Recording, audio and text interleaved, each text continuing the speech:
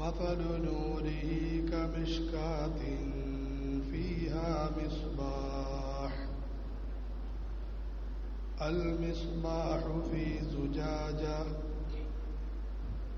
الزجاجة كأنها كوكب يوقد من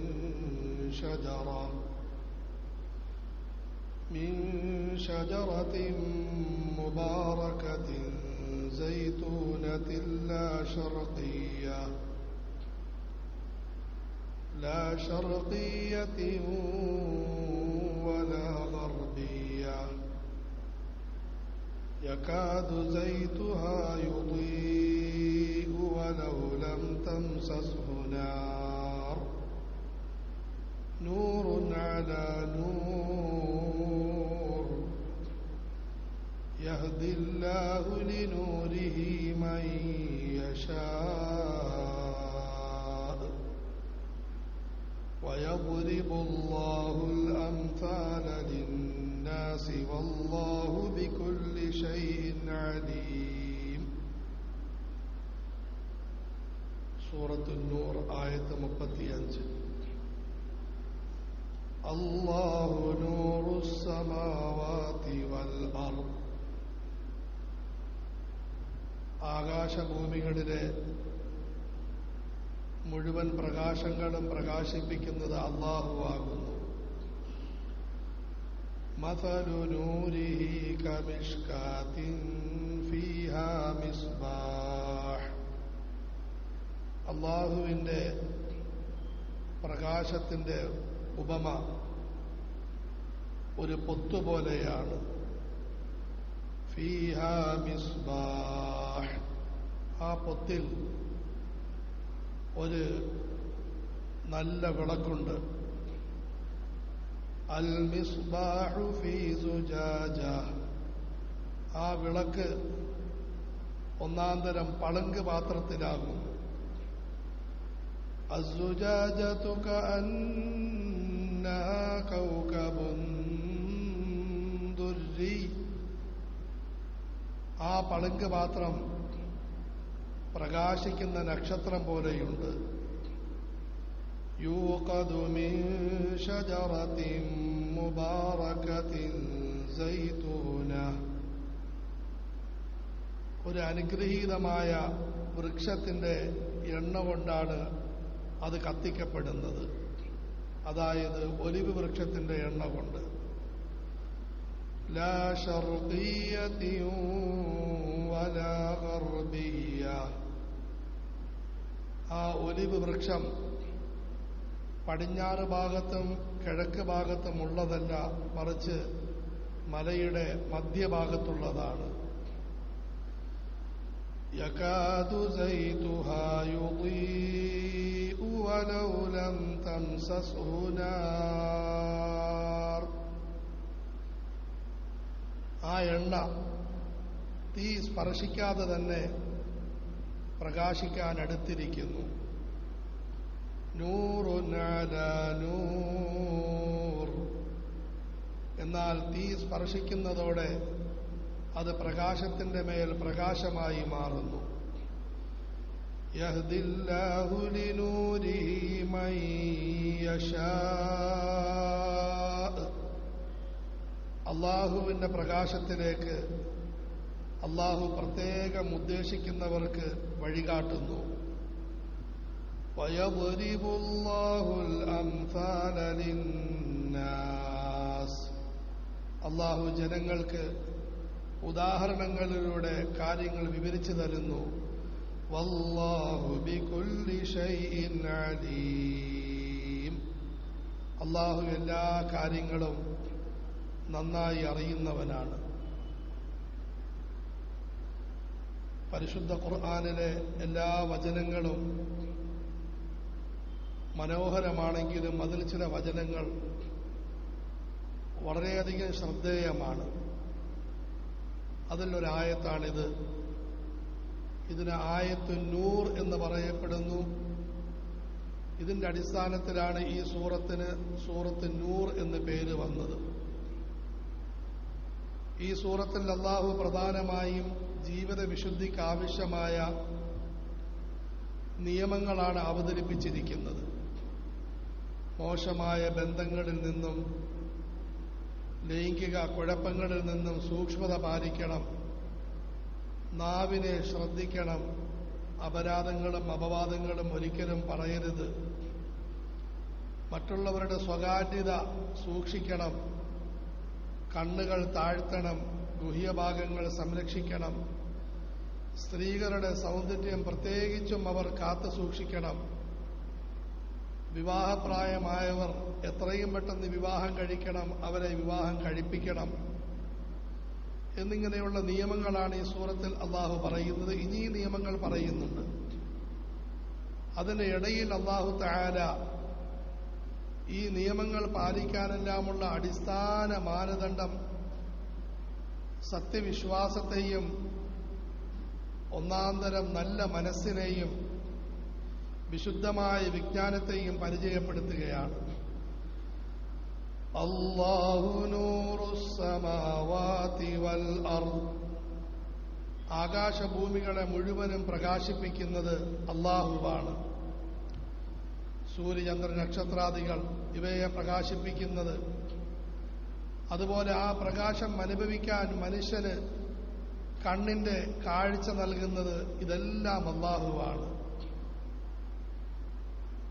പ്രത്യേകിച്ചും അകക്കണ്ണ് തുറക്കാനുള്ള ഭാഗ്യം, സത്യാസത്യങ്ങൾ തിരിച്ചറിഞ്ഞ് സത്യസരണിയിലൂടെ സഞ്ചരിക്കാനുള്ള മഹാഭാഗ്യം നൽകുന്നതും അല്ലാഹുവാണ്.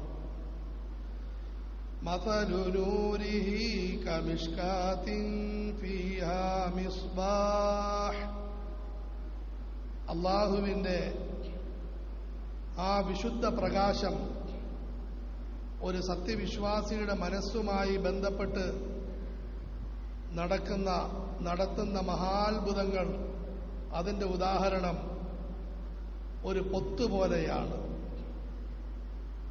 നമ്മളുടെ പഴയ മസ്ജിദുകളിലെല്ലാം പൊത്തിലാണ് വിളക്ക് വെച്ചിരുന്നത്. ഫീഹാ മിസ്ബാഹ്, ആ പൊത്തിന്റെ ഉള്ളിൽ ഒരു വിളക്കുണ്ട്. അല്ലാഹു തആല ഒരു മനുഷ്യന് നൽകിയിരിക്കുന്ന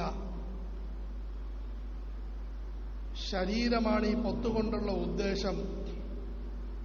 ആ ശരീരത്തിലെ ഹൃദയമാണ് വിളക്ക് കൊണ്ടുള്ള ഉദ്ദേശം. അൽ മിസ്ബാഹു ഫീ സുജാജ, ആ വിളക്ക് ഒരു ഒന്നാന്തരം പളുങ്ക് പാത്രത്തിലാണുള്ളത്. പഴയ കാലഘട്ടത്തിൽ റാന്തൽ വിളക്കുകൾ ധാരാളമായി ഉപയോഗിച്ചിരുന്നു. നമ്മുടെ നാട്ടിലെല്ലാം കുറഞ്ഞ കണ്ണാടിയാണ്. ഇത് കൂടിയ കണ്ണാടി വെച്ചിരിക്കുന്നു, പളുങ്ക് പാത്രത്തിലാണ് അതിരിക്കുന്നത്. അതേ മനുഷ്യന്റെ ഹൃദയം ഇരിക്കുന്നത് അത് വളരെ ഉന്നതമായ സ്ഥാനത്താണ്.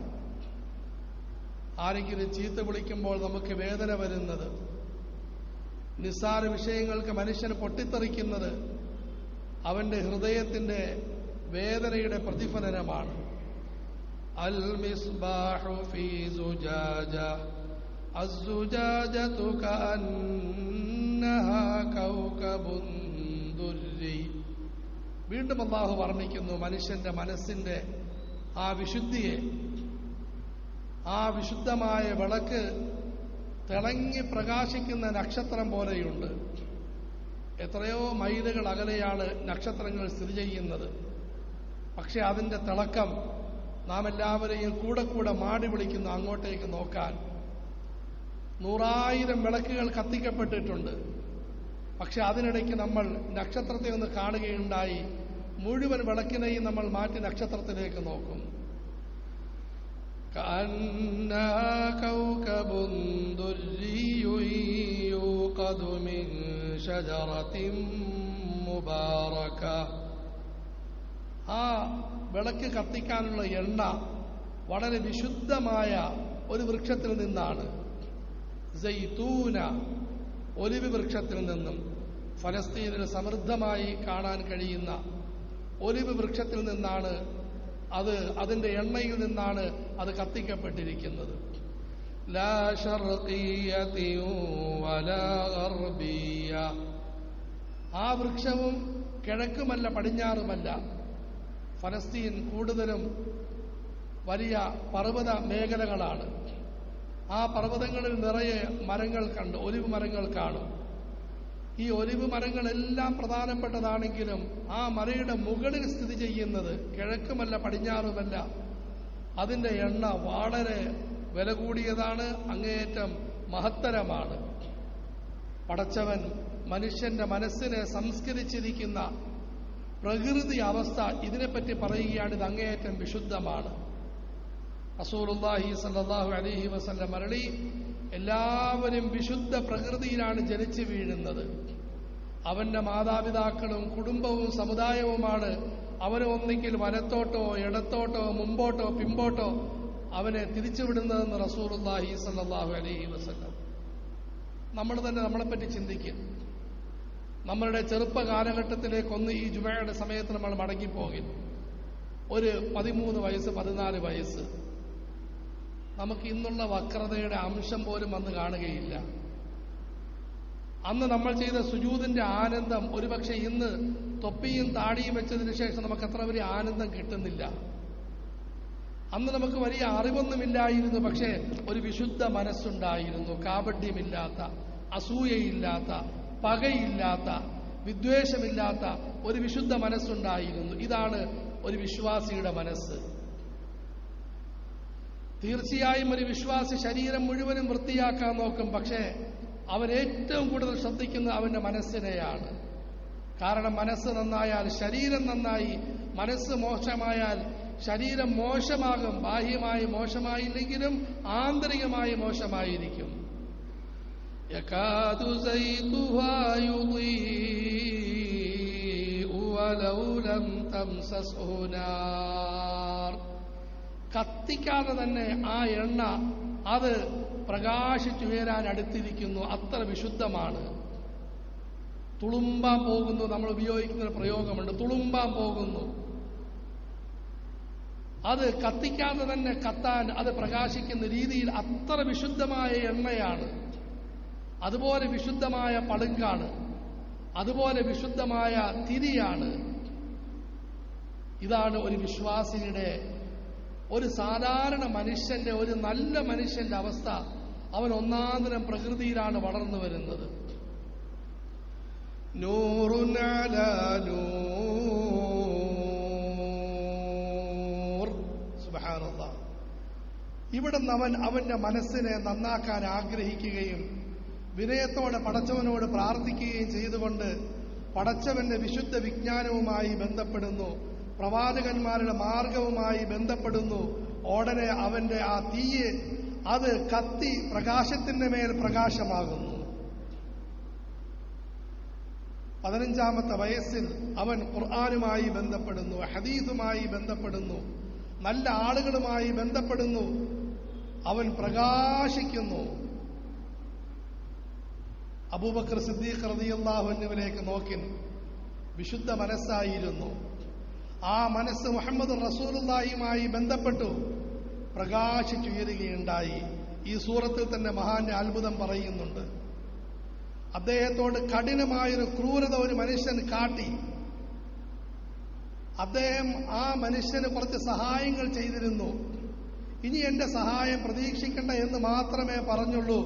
ആകാശത്ത് നിന്നും വചനങ്ങൾ ഇറങ്ങി മര്യാദയ്ക്ക് പുറത്തു കൊടുക്കണം, പടച്ചവന്റെ പൊരുത്തം വേണമെങ്കിൽ എന്ന് പറഞ്ഞുകൊണ്ട് അബൂബക്കർ സിദ്ദീഖ് റളിയല്ലാഹു അൻഹു ഉടനെ പുറത്തു കൊടുക്കുന്നു. കൊടുത്തിരുന്ന ചെലവ് മുഴുവനും കൊടുക്കുന്നു. നമുക്ക് മാത്രമൊന്നുമല്ല മനസ്സ്, നമുക്ക് മാത്രമല്ല വികാരം, നമുക്ക് മാത്രമല്ല അഭിമാനം ആ മഹാന്മാർക്കും ഉണ്ടായിരുന്നു. പക്ഷേ അവരുടെ ഗുണമെന്ത്? നൂറുൻ അലാ നൂർ, നൂറുൻ അലാ നൂർ. ഒരു ഭാഗത്തവർ പണ്ട് മുതലേ മനസ്സിനെ സൂക്ഷിച്ചു, മറുഭാഗത്ത് ആ മനസ്സിനെ ഈമാനുമായി, ഖുർആനുമായി, മുഹമ്മദ് റസൂലുള്ളാഹിയുമായി ബന്ധിപ്പിച്ചു. അപ്പോൾ അത് വല്ലാത്ത പ്രകാശമായി.